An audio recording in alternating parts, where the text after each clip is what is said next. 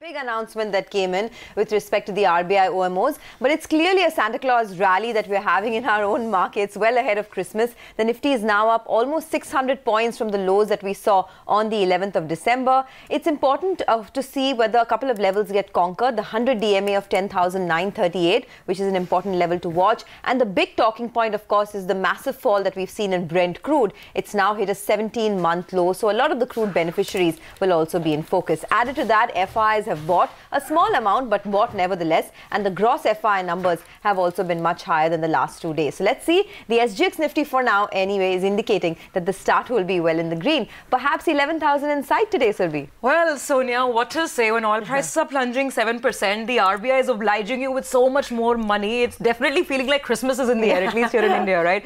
So just a point that, I mean, the previous level, the previous high that the Nifty hit, which was earlier in December itself, was 10,941. That seems to be a given. It's a matter of time when that gets taken out because of the momentum.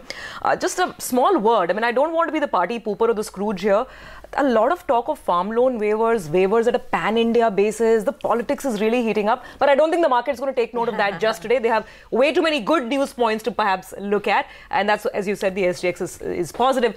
Before we carry on, let's straight away address that big news of the morning. Lata is with us to make sense of what the RBI announced yesterday. Lata, they've increased the December limit, promising more OMOs in January up till March? Yes, the original promise was 40,000 crore, December, January, February and March, so 1,60,000 crore. Now for December itself, the last two auctions are going to be upped by 5,000 each. So it's 50,000 crore each month, December, Jan. And the statement says that looking at the assessment, in all they don't say in all probability, looking at the assessment, a similar amount may be required up until March 31st. So that means you have to work with a 2 lakh crore fund infusion, of which, of course, 20,000 crore has already come. For the market, it's a full 40,000 crore more. So that's the first positive, which should take the yields down to 7.3. The other point to note is that if you have such a big liquidity announcement when the market was expecting a CRR cut, the CRR cut will not come. That is bond positive. If a CRR cut had come, the RBI would not have been able to buy so much bonds because the liquidity will already be there. So the lack of a CRR cut is a positive for the bond markets. That fear is out of the way. I mean, you can't do a giant 2 lakh crore of infusion and also do a CRR cut. And actually, a 1% CRR cut will bring in 2 lakh crore into the system. Whereas this is bringing 2 lakh crore. So clearly, the preference for OMO makes sense. The CRR cut, unless it was 2 percentage points, would not have brought a similar amount of money. And we are already among the lowest in CRR. We cannot afford to bring it any lower. So it also signifies continuity of policy, which means for the foreseeable future, you will not get a CRR cut. The Reserve Bank's long-standing argument that banks need to keep that much cash simply because if there is a run on the bank, there is that money available. That's a global prudential measure that has been bought by the new dispensation, by the new governor. So even for the foreseeable future, you should not expect a CRR cut. Very big bond positive. And a third bond positive, which you all have anyway been talking about, distinct global slowdown fears, as well as, partly for that reason and, of course, partly for supply reasons, crude plunging by 8% this week. So at 56, both are extremely bond positive. Now, the global backdrop, I'm bringing it up again as important because you wouldn't expect a rate cut when the Fed is hiking. But now if it looks like the slowdown fear is so important, so big, it will be possible for some economies to even brave a rate cut because the Fed is in the last legs of its rate hiking cycle. So the global backdrop becomes important because you can dare for a rate cut. Why are we not daring for a rate cut? We can't be out of sync when the Fed is hiking. World's biggest central bank is hiking. But now that fear is also receding. So some hopes will open up for a rate cut as early as February. In fact, Bank of America Merrill Lynch Indranil Sengupta has written a note this morning where he expects a rate cut in the month of February. But let's do one thing. Let's get a couple of more views on board. MS Gopi Krishnan, the head macro trading and financial markets of Standard Chartered Bank, and Anant Narayan, professor of SPJIMR, join us now to talk about that. Gentlemen, morning to both of you. Gopi, let me start with you. What's your own view on this sudden liquidity boost that we've got, and what could the impact be on bond yields? I think the size seems to be on the larger side. markets were anticipating OMOs till March, but the number was much smaller. I would have probably put something like 20,000 crore per month from Jan to March. Against that, we are seeing roughly 50,000 crore per month, which seems to be on the higher side. And markets will be surprised on the positive side, and I think that will definitely have an impact on the yields in the morning. And I think just not immediately, it will run up to March. We're probably looking at yields falling further.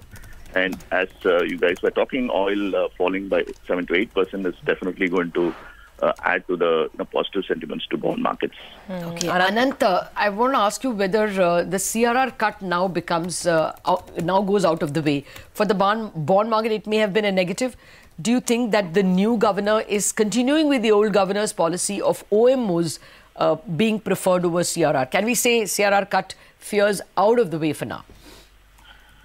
Yeah, I guess you could say that, Lata, and I tend to agree with Gopi as well.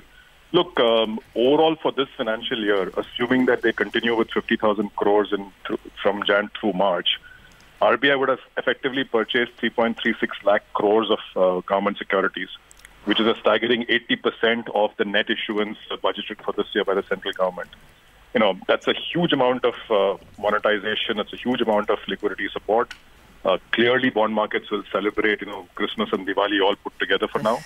That trend will continue. It does raise larger questions about the medium term, but who bothers about the medium term? We'll worry about it later on. No, but I mean, where will yields go? Of course, Surabhi raised the issue of farm loan waivers and whether that will be a party pooper. On the contrary, isn't it? Even if there is a bit of fiscal slippage, looking at the bonhomie in the bond market and the, RBI's inexorable appetite to buy, even fiscal deficit shouldn't be an issue. Anant, would you agree? And therefore, what kind of bond yields? Look, for now, normally when you have fiscal slippages and you have monetary easing to support that kind of fiscal slippages, you would be concerned about inflation, you would be concerned about financial stability. But clearly with CPI prints surprising on the downside, 2.3% is a really low number. And with oil prices coming off, those fears are relegated for the time being. One does worry, though, that, the nature of our fiscal is not looking good. While we celebrate and while we, feel happy about what's going on right now, farm loan waivers, as it is even before these farm loan waivers started, we were having sharp, reduction in tax collections. Right. We were looking at a 1% slippage before accounting jugglery comes into play. And plus now we have competitive populism being the order of the day. This doesn't order well for the quality of the fiscal deficit. At a time like this, monetization, including by OMO purchases, and who knows, maybe by a large dividend from the RBI as well, one-off, is frankly, asking for trouble on the financial stability front. I do think in the medium term, this could have ramifications. After all, food inflation is the largest cause of inflation being low, which has very little to do with monetary policy. So a year from now, are we risking high inflation and therefore financial instability? I think we are. But for now, who cares? We'll have an early Christmas and joy markets. It's the December end factor. I think that's what people are thinking. And I'll take your point completely. Gopi, similar question to you. I mean, a lot of these concerns that Anant raised, would they be on your mind as well? And anyway, for now, if you're talking about the yield trajectory, then 7.3, 7.2, 7.1, is it at all a 7% around level also possible in the weeks to come? I think to start with, the concerns which Anant raised have been there in the people's mind for quite some time, and it's only increased post the election results last week.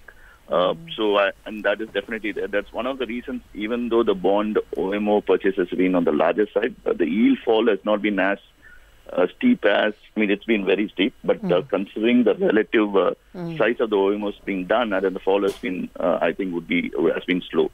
But the size currently which we are talking is just too big for market to, hold on to these levels. So coming back to the levels, I think 730 looks like, easily breached today. And probably we are definitely looking closer to 7%. But I would be definitely worried about fiscal deficit. One, on the GST collections, two, on the farm loan waiver issues, which been basically the opposition is actually beating the drum there. So I think I would be definitely worried. But for now, as Anand said, the news now is there's a large OMO announced, and there's a promise of more OMOs coming, and oil has fallen.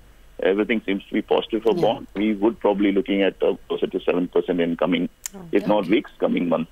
Okay, this 7%, Gopi, does that factor in a rate cut with the global backdrop becoming distinctly one of slowdown? So if you take the rate cut into perspective, if you see the 5-year swap curve, which we generally don't talk, is actually trading close to 6.7%, which is already factoring in a rate cut somewhere in mid next year. Sure. I think with the oil fall, which has happened overnight, and if it sustains these levels, probably the call for a rate cut could come earlier. But I always felt that term premium which market's paying, if you ignore the government bond market, the corporate bond market yield curves are still very high, and the spreads between government bond and corporate bond yields have widened a lot. I think that spread has to compress, for which I think liquidity is much more an important tool than rate cuts. And rate cuts can wait, especially given that there is a chance there's a fiscal slippage, which we are staring at. I think February rate cut could be a little premature. But now the spread will fall, you think, with this kind of liquidity announcement? It should slowly start falling. We're already seeing early signs on at least the AAA curve. But if we expect that to percolate to down the credit curve, it will take time. I don't think it's going to happen in a hurry. But at least the AAA bond spread is compressing, and I think it will continue to compress. But it will continue to compress when the OMOs are, kind of after the OMOs. Okay. Anant, I know you're not very confident or not expecting a rate cut. I'll come to that in a bit. But Gopi, before we end the discussion with you, what about the rupee? 70.4 now. You expect more appreciation there? I think we think 69.50, 70 is a range where it will, you'll have a lot of unhedged exposure, importers and the ECB borrowers coming and jumping in, because when it came last time, there were some who took advantage of that, but I think it was just there for a day and then it moved away. I think those people are still watching, but the fall which happened yesterday is not something anybody anticipated. While the up move in dollar rupee still was a surprise, if you ask me, but the down move has been the biggest surprise, and I think today it's already indicating opening 20 paise stronger. We think 69.50, 70 level, we'll see again a lot of hedging going through. So that's where I think the rupee should stabilize. But who knows, if oil keeps falling the way it has been falling, probably that needs to be also brought down to more like a 68, 69 level. All right, so 69.50 to 70. And Anand, before we let you go, a lot of people are getting more confident about the possibility of a rate cut in February. You don't belong to that camp?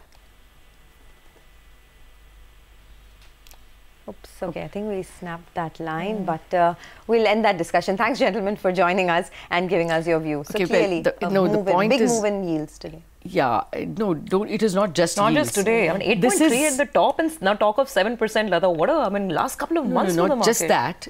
What we are actually talking about is a stimulus for the entire market. So, as Anant and Gopi worry, it's a fiscal stimulus also, with Gujarat saying don't pay electricity bills. Almost the entire country saying don't pay back your farm loan, dues. What does all this mean? More money in the hands of people. So while, as Anand says, the bill will come 6 months later or 1 year later, but at the moment, what does it mean? It means also an equity party. Yeah. You will have, of course, PSU banks gaining because of mark-to-market gains. You will have NBFCs gaining because the wholesale cost of capital has fallen. And as Gopi said, even the spread between government bond and corporate bond, which was not reducing, will now start reducing because you're putting so much money is being pumped in. And thirdly, there is more consumption. Whether people will come out and spend because they don't have to pay some bill or pay back some loan, we don't know. But the market will expect they will do it. And therefore, you will have even a consumption-led rally in the market. So this is going to be a broad-based rally. You will have crude oil sensitives, inflation sensitives, rate sensitives, consumption sensitives, and basically the broad mid-caps, because overall cost of capital has come down. So there is no taking away that the bond party is going to be not a bond party, it's an but basically all markets party. When the bill will come, of course, you will have to pay it up. It may be 6 months down the line or 3 months down the line, but for the moment, and it's very positive. This is something the market saw coming, explains December 11. The way the takeoff happened from there, markets knew this is what it's going to be all about, perhaps. But anyway, Lata, thanks very much for staying with us through the course of that very, very important discussion. Let's now move on and get you some more comments that are coming in. Indranil Sengupta of Bank of America Merrill Lynch says he welcomes the RBI governor's decision to announce OMOs of 50,000 crores in the March quarter. He says within days of joining, Governor Das has swiftly diffused the liquidity crunch arising out of delayed RBI OMOs despite Forex intervention, and this should end the lending rate hikes that was hurting growth as base effects reverse. He says they now grow more confident of their call of a 25 basis points rate cut by the RBI in February or in April. All right, let's also get you some money market views. Remember, there was a big move on the rupee over the last many days. In fact, yesterday, it surged to 70.4, the highest since the 30th of November. Pramit Brahmavat of Veracity says after a huge gain yesterday, the rupee will trade sideways with a mild negative bias for the day. He expects the spot dollar INR pair to trade in a range of 70.5 to 71 to the dollar for the day. Dhaval Dalal of Edelweiss says Indian government bond prices are likely to react positively after the larger than expected size of the OMO bond purchases announced by the Reserve Bank yesterday and a sharp fall in crude oil prices overnight. He says these developments should outweigh fiscal deficit concerns to some extent, as RBI OMO purchases will reduce the scheduled net supply to almost zero. He adds bond market participants are also watching the FOMC outcome on the 20th of December in its forward guidance. He expects the 10-year benchmark bond yield to trend lower towards the 7.2 to 7.25% range in the near term. Okay, well, it was a really volatile session in the US markets as well. Thankfully, the Dow ended in the green after 2 really weak days. Nigel is here for the World View. Nigel. Well, that's right. Overnight, at one point of time, the Dow was up more than 300 points. It came off the high point of the day. The S&P 500, in fact, it dipped into the red as well at some part of the trading session, making a fresh low of 2018. But thankfully for the bulls, in fact, those markets, they ended in the green. There are 3 fears really that are playing out. One is that there is a fear that of a government shutdown. The Democrats, they are putting a proposal on the table. That's not getting passed. The Republicans as well, they're putting some proposal on the table. So they're not coming really to a consensus out there. So that's one fear. The second fear is that the slide in oil prices, that's putting pressure on some stocks. Fears of a global economic growth slowdown. And finally, is the Fed being too aggressive, and are they increasing their interest rates too fast? We think that, in fact, we're having a problem in India with the government and the RBI not on the same page, or supposedly not on the same page. President Trump, he's not hiding, what he has to say. He definitely thinks so, that the Fed is being too aggressive in terms of their interest rate hikes. But the other big talking point yesterday was, in fact, crude oil prices dipped. So a lot of those oil sensitives, they were under pressure. Those 3 frontliners, they were under pressure. Crude oil prices, fresh lows is what we saw. That's because output coming out of the United States as well as Russia, they're at record levels. And that's what's putting pressure on crude oil prices, which is good news for an economy like India. Also, keep an eye out on the dollar index. Just a few trading sessions ago, it was on the verge of going to 98. That's cooled down ahead of the crucial Fed policy meet. But shifting focus then to the European markets, in yesterday's trading session, they ended in the red. Couple of factors playing out there. Again, fears of global economic slowdown. And the second factor was, in fact, some of those data points that are coming out of there not looking very, very good. Yesterday, German data point that came out of there didn't look very, very good. But a couple of stocks are in focus. We had Indivior that did run up close to around 18% odd. They're talking about launching a new drug. But this morning, the Asian markets, they're more or less mixed. You have the Nikkei that's doing a relative underperformance. That's because some strength is what we're seeing on the yen. The SGX Nifty, though, is moving to the positive cues, indicating a 45-point bump up. Back to you.